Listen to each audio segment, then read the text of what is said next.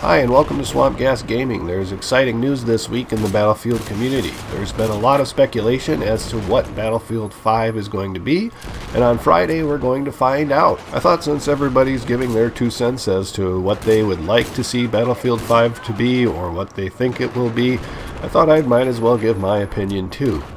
One of the first major rumors was that Battlefield 5 was going to be set during World War I.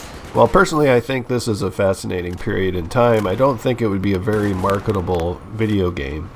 Most people think of World War I as trench warfare in Europe, but it was more diverse. World War I took place in many different locations from the Middle East, Africa, Eastern and Western Europe, and in other places. There's also been speculation that Battlefield 5 will take place either in the near future or in the distant future. And I, for one, hope it doesn't take place in either, but if I could vote for one, it would be the near future. I like being a little bit more grounded in my period of time.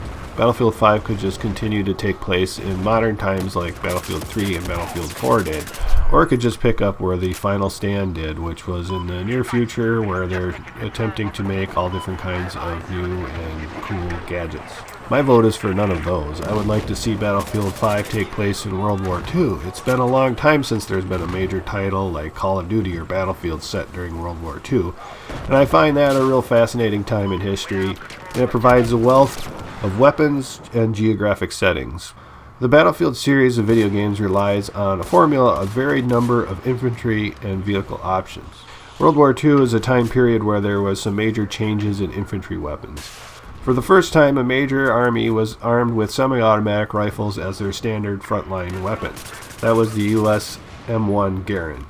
A submachine gun evolved from extremely well-built guns like the Thompson submachine gun and to cheap mass-produced but highly functional guns like the MP40.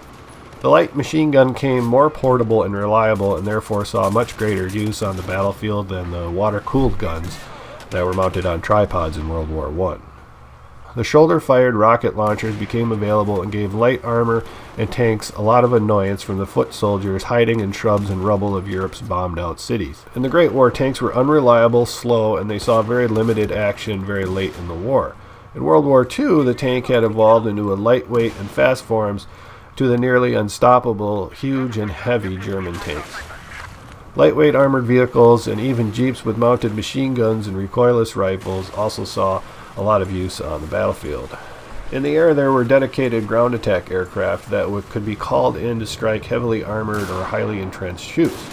Fighters took to the skies to take out enemy bombers and other fighters, and massive bombers carpet bombed both the battlefield, cities, and factories of Europe.